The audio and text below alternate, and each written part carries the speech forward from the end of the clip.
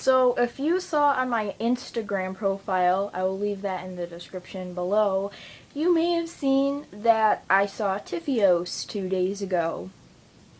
Yeah, so now I'm gonna do a review slash reaction video. Yay! Okay, so basically, yeah, that's what I'm gonna do today. Pretty self-explanatory. Anyway, TFiOS, if you don't know what TFiOS is, then what is wrong with you? I'm just kidding, but TFiOS stands for The Fault in Our Stars, and that is a book by the lovely John Green, and this is an amazing book that was just turned into a movie. Well, it wasn't just turned into a movie, it was already a movie, but it came out June 4th? June 4th or June 6th, one of those two dates, but one of those. But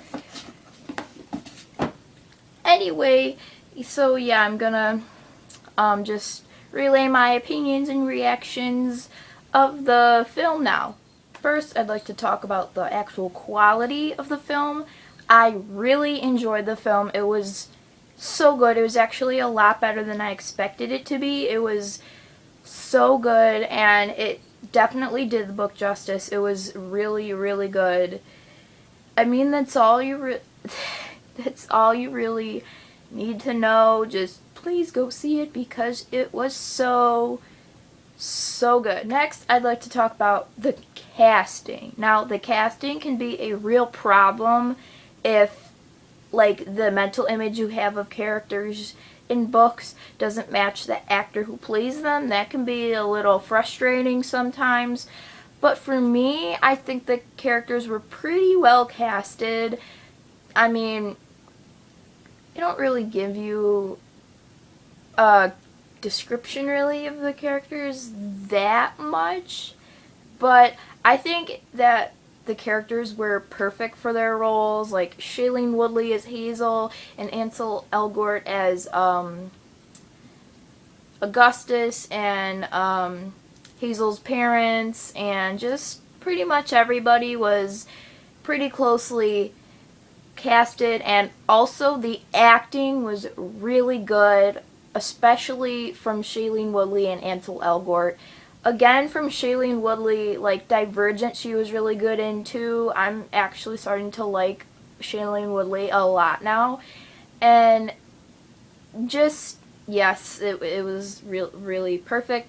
Perfect characters, perfect casting, just yes. Next, I'd like to talk about the soundtrack. This doesn't really have to do with the film, but also, like, the soundtrack is, like, in the film, so it actually kind of is about the film. But anyway, before the film came out, I took a listen to some of the soundtrack. I didn't really think it was all that good, really, but after seeing the film and seeing the songs placed in the scenes of the film, I think that the soundtrack was perfect for the film, and I don't think I listened to every single song, but I think I'm gonna recheck the soundtrack now, and it's probably worth listening to again because I think the songs were perfect for the movie, especially in the scenes where they were played, and it's just, soundtrack was actually really good. I didn't really I took it for granted at first, but after listening to the whole soundtrack and the scenes they were played in the movie, I actually liked it a whole lot more. The final thing I'd like to talk about is accuracy. This is another problem with book to movie adaptations nowadays. All the stuff from the book can't be put into the movie. However, I think that The Fault in Our Stars did a pretty good job of that. Most of it was in the movie. Most of what was in the book was in the movie, but there was one particular scene that was not in the movie that I think should have been, and that was the scene where Hazel and Gus are talking in her backyard trying to, like, sell the swing set and put an ad for it, and that was just a really funny scene reading in the book, and I wish that could have been in the movie because that would have added some comic relief. But I mean, it was still funny, but I mean, that was just a really funny scene, and I really wanted to see that in the movie.